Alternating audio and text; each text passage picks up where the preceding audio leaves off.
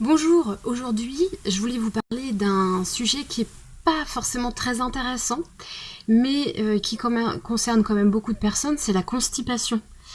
Voilà, il y a beaucoup de personnes qui viennent ici en séance de naturopathie pour cette problématique-là, constipation, des difficultés à aller aux toilettes, des selles qui sont pas régulières, ou alors pas forcément tous les jours, et puis des difficultés à émettre ces selles-là, et donc des douleurs associées, avec parfois beaucoup de gaz et de ballonnement.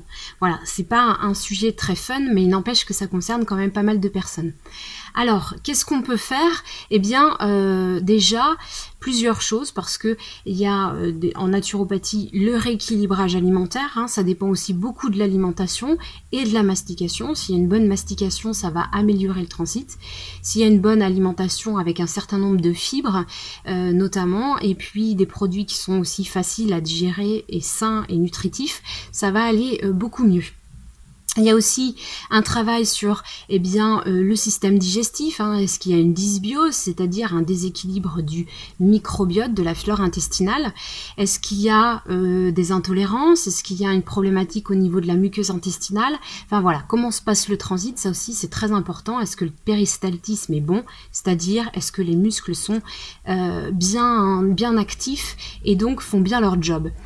Donc il y a aussi un travail sur la gestion du stress, puisque tous nos intestins sont composés de beaucoup de muscles qui vont répondre du système nerveux, et donc plus il y a de stress, plus ça peut être compliqué et plus ça peut ralentir aussi le transit et donc amener à de la constipation.